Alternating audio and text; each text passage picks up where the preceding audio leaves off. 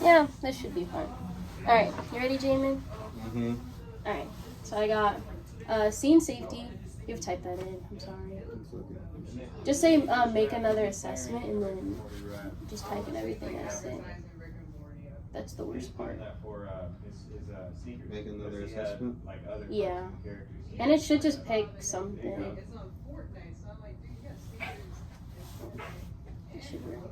I mean, she asked for this. There's nothing that I can do. 34-year-old male found on the ground after falling from a ladder. Location, backyard of a residential home. Weather clear and dry. Patient is lying supine next to a 10-foot ladder. You may see male on the ground, not moving. Ladder tipped over. Homeowner nearby looking worried. Continue your assessment. Okay. Put scene safety. Let you watch it. Alright, PPE, and then you can put gloves. It should just say like what? PPE gloves. Yeah. And you just say whatever the examiner says. Alright, MOI, NOI. No contamination risk noted. You may proceed to the next step. Oh, okay. So MOI, NOI. NOI? And MOI. MOI. Yeah. Both. MOI and? NOI. Okay. And it should repeat the same thing.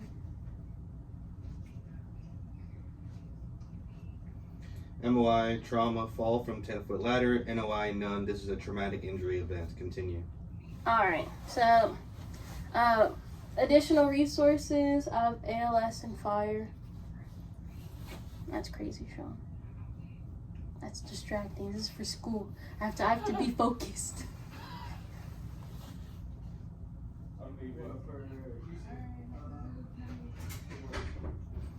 ALS and fire have been requested. Fire department is on scene within 2 minutes. ALS is en route with an estimated arrival of 5 minutes. No additional resources have arrived yet. Continue. Alright, number of patients.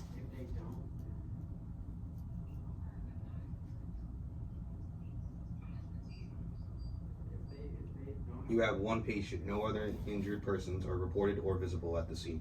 Okay. What are my general impressions? C-spine, life threats, or I'm bleeding? You said life threats, C-spine. And bleeding. C-spine and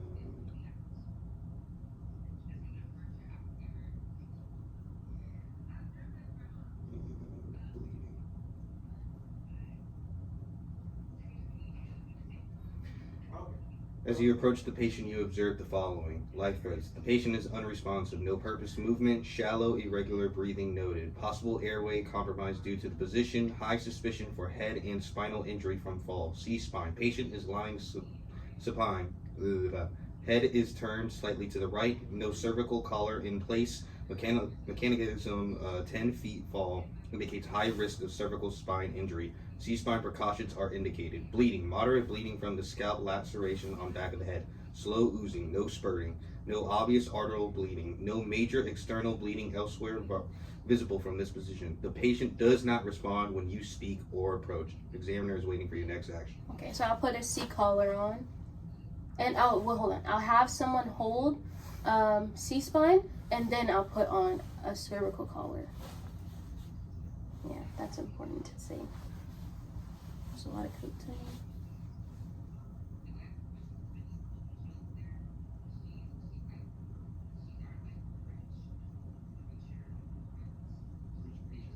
Your partner immediately moves into the position at the head and places both of their hands on either side of the patient's head, maintaining a manual inline stabilization, preventing any movement of the cervical spine. Manual C-spine is now being held. You apply a cervical collar, collared size appropriately, correctly positioned, secured without excessive movement. Airway remains accessible. Cervical collar successfully applied. C-spine controlled, maintained throughout. The patient remains unresponsive, breathing slowly and irregularly. Moderate bleeding from the scalp continues. Okay, so he's unconscious. You can put that, I know he's unconscious. And then I can go into airway. Sorry, you're my unconscious person. Correct. The patient is unconscious. As you assess the responsiveness, no eye opening, no verbal response, no response to your voice, When you apply firm trapezius pinch, patient shows no movement, no vocalization, no withdrawal, LOC, unresponsive, does not respond to verbal or painful stimuli. The patient remains unresponsive, breathing shallowly and irregularly, bleeding moderately from the scalp laceration. C-spine maintained, cervical collar in place. Examiner is waiting for your next action. All right. So, is airway open, clear, pink, patent, moist?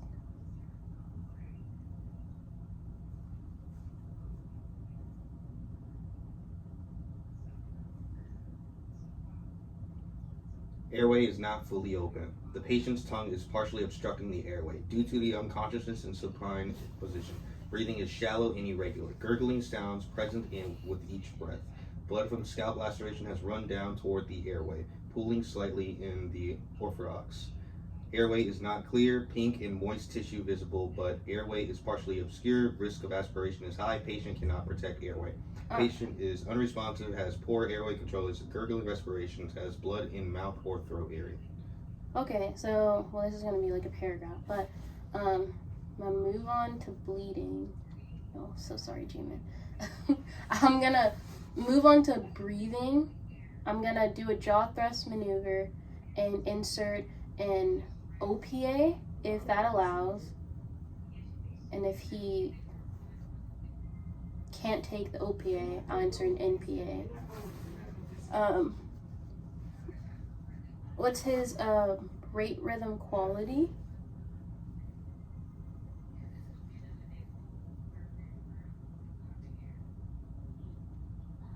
Is what quality? Rate, rhythm, and quality.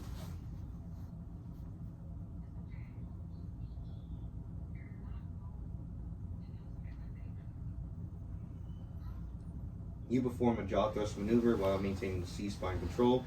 Airway response. Jaw opens, gurgling decreases slightly. Airway patency improves. Blood still present but not actively flowing through the airway. OPA attempt. You insert the no. Yeah, just you any insert the OPA. OPA. The patient does not gag, does not cough, shows no resistance. The OPA is successfully placed and tolerated. An NPA is not required at this time. Breathing assessment. Respiratory rate 8 breaths per minute. Rhythm irregular. Quality shallow and ineffective. Minimal chest rise. The patient remains unresponsive, ineffective breathing. OPA in place. Jaw thrust being held.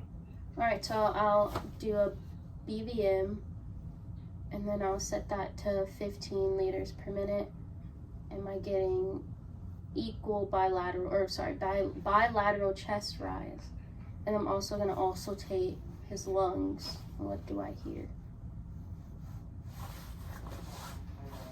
And what was the lung part? Also, just say listen to his lungs. That should be fine. I should take that. Oh, well, yeah, I'm doing all that in real life, but it's kind of hard to do. You begin BVM ventilations, OPA in place, jaw thrust maintained, BVM connected to oxygen at 15 liters per minute. Two-person technique is proper mask seal.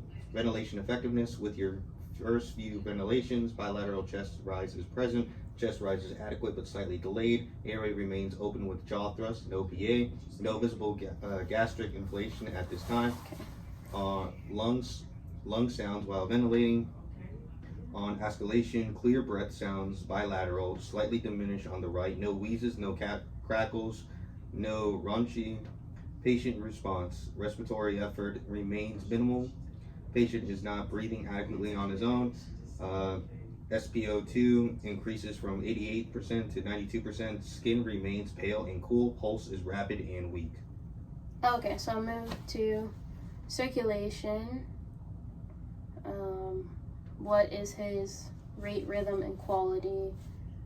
I'm going to perform a cap refill and a blood sweep.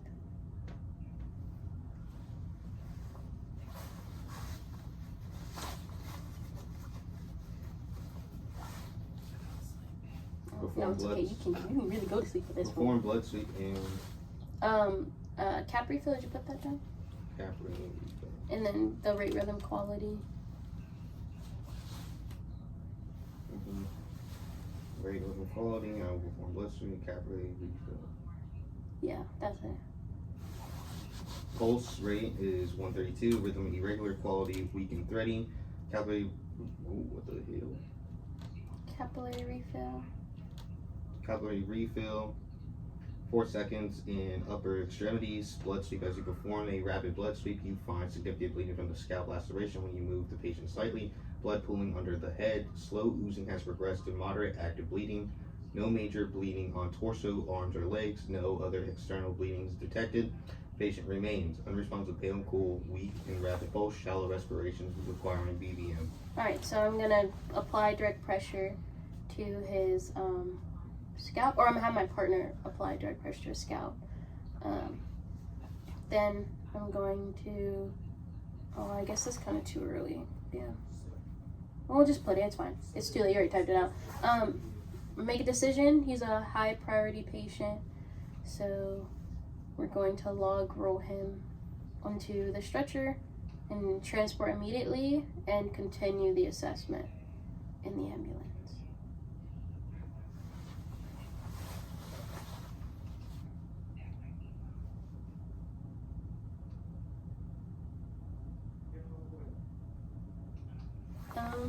What was I gonna say?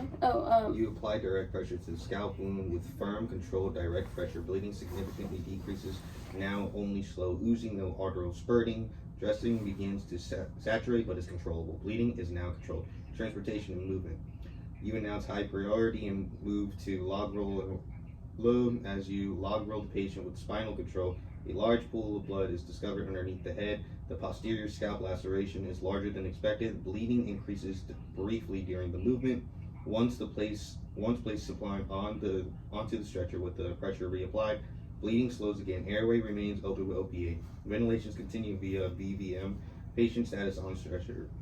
Unresponsive, R&R assisted via BVM. Pulse 132, weak and irregular. SpO2 now 94 with ventilation. Skin pale, cool.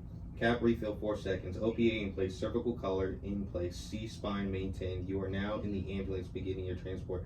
ALS arrival time 1 minute behind you. Distance to the hospital 6 minutes. Examiner is waiting for your response. Okay, so I'm gonna check his pupils and expose him at the same time.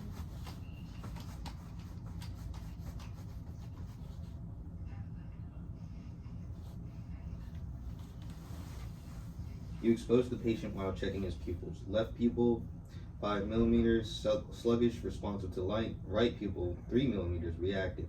Unequal pupils noticed. This suggests possible intracranial injury.